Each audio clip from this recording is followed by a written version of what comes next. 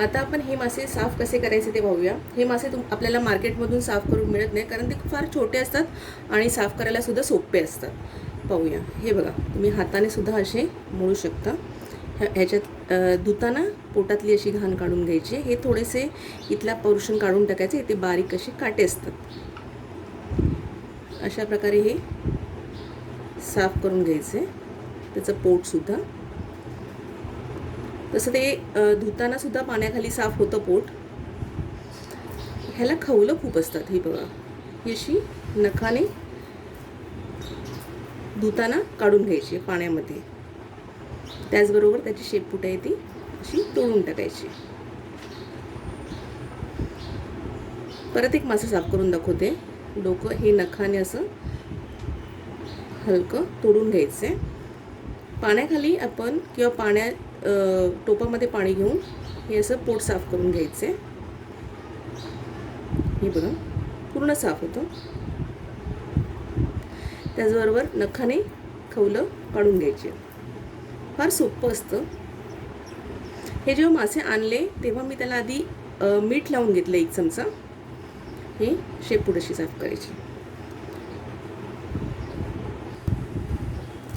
आपल्याला जर हाताने साफ करायचे नसेल मासे, तर आपण कैचीने सुद्धा सोप्या पद्धतीने साफ करू शकतो. हे पहा, इझिली कट होतं. हा थोडासा पोर्शन आपण कट करायचा. त्यानंतर हे पोट साफ करून घ्यायचे. पोट पाण्यात टाकल्यानंतर सुद्धा साफ करू शकतो. हे साफ करायचे. खवलं सुद्धा पाण्यात टाकल्यावरच साफ करायची. ह्या अशा प्रकारे पटकन साफ होतात ते. हे पहा, धुताना मात्र त्याचं पोट साफ करून घ्यायचे. थोडेसे काटे असतात त्यामध्ये, पण चवीला फार सुंदर लागते याची चटणी.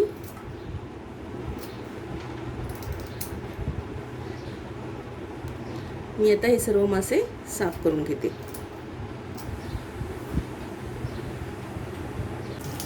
हे पहा, अशा प्रकारे आपण खवलं काढून टाकायची. बारीक नळ करून जर साफ केलं तर हे मासे खूप पटकन साफ होतात. हे पहा,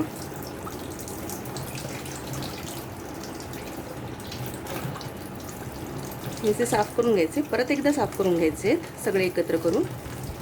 त्यापूर्वी आपण ही अशी खवलं काढून घ्यायची. खवलं खूप असतं त्याला. पोट सुद्धा खूप छान असं साफ होतं.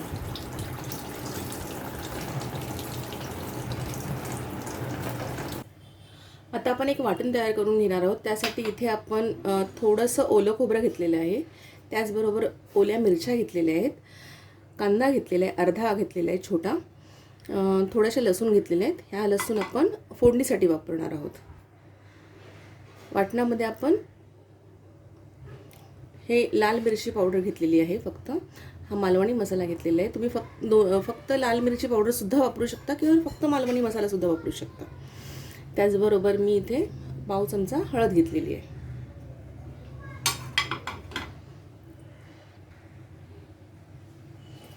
हे सर्व मिश्रण आता आपण वाटून घ्यायचं आहे मिक्सरला. खोबरं खूप जास्त घातलेलं नाही आहे आपण. मच्छीच्या वाटणामध्ये शक्यतो आलं नाही वापरत, लसूणच वापरतात फक्त.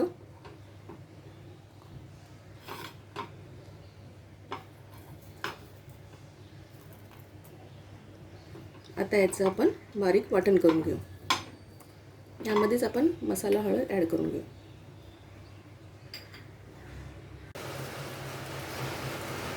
वाटण आपलं तयार आहे. तर याच मिक्सरमध्ये आपण एक छोटासा टोमॅटो वाटून घेणार आहोत. आपण आता इथे एक छोटीशी मडकी ठेवलेली आहे रेसिपी बनवण्यासाठी. आज मी पहिल्यांदाच याचा वापर करत आहे. गॅस पेटवून घ्यायचे.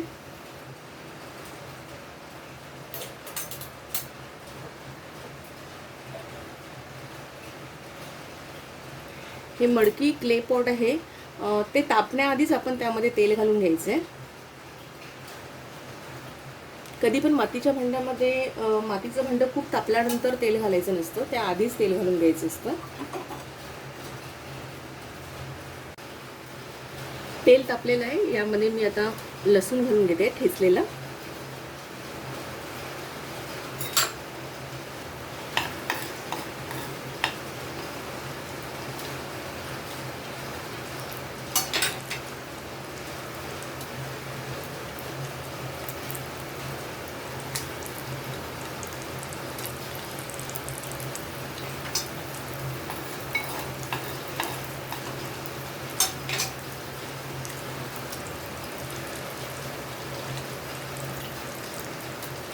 आता यामध्ये आपण थोडासा हिंग घालतो.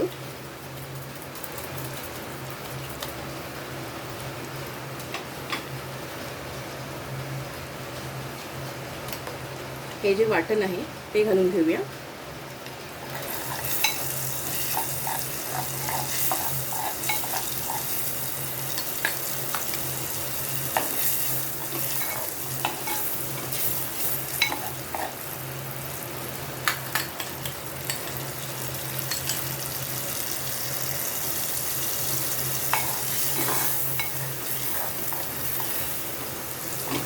हलक्या हाताने हे ढवळून घ्यायचे आपल्याला.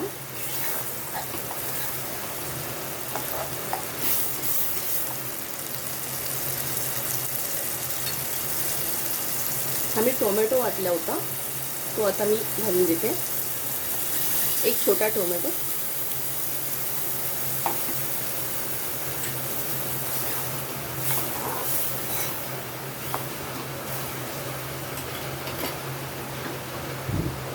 यामध्ये कोकम टाकून घ्यायचं आपल्याला. कोकम नसेल तर तुम्ही चिंच सुद्धा वापरू शकता. शक्यतो कोकमच वापरायचं आहे. पाणी घालायचं आहे. वाटणाचं जे पाणी आहे ते घालूया आपण.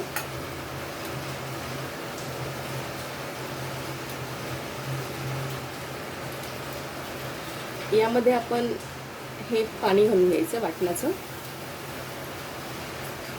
तुम्हाला जर अजून पातळ हवं असेल तर तुम्ही सेपरेट असं पाणी घालू शकता. अजून साधारण एवढंच घट्ट ठेवणार आहे. यामध्ये आता मीठ घालून घेऊया आपण.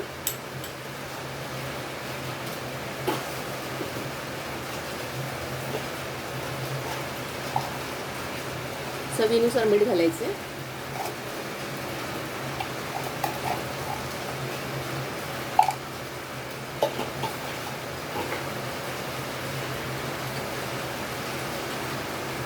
हे आपलं सार तयार होतं आहे. आता ह्या साराला जर उकळी आली चांगली की त्यामध्ये आपण मोदकं मासे टाकून घेऊ.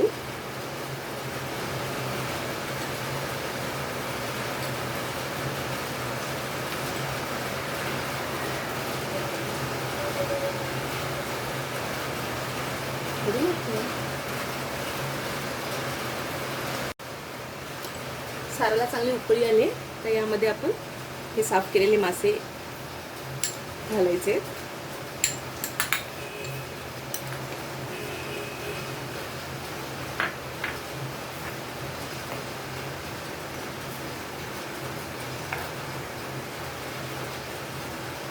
एक दोन मिनिटं मोठ्या गॅसवर शिजवून घ्यायचे. त्यानंतर आपण गॅस बारीक करून घेऊ. 2 मिनिटं झालेली आहेत. आता आपण गॅस बारीक करून हे छानपैकी शिजू देऊ. मासे खूप नाजूक असतात हे, त्याच्यामुळे आपल्याला हे सारखे हलवत नाही राहायचे.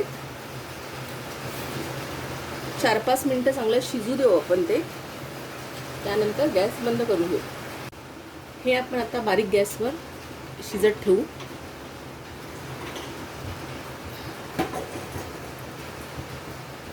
मी आता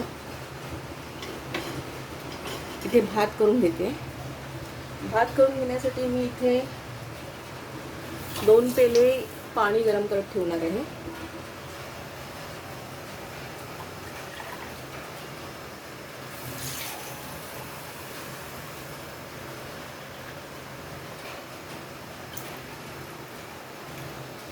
हे आपण साधारण 2 पेले पाणी गरम करत. मला 1 पेला भात बनवायचा आहे तर मी 2 पेले पाणी गरम करत ठेवले.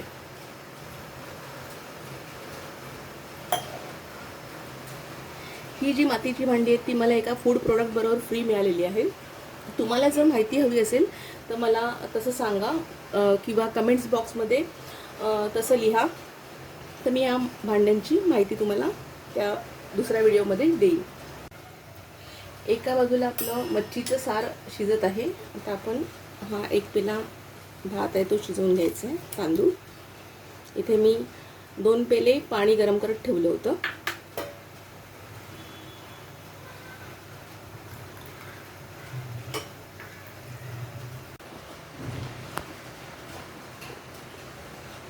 चार ते 5 मिनटं झालेले आहेत. मच्छीचं सार आपलं शिजलेलं आहे. आता आपण गॅस बंद करून घेणार आहोत.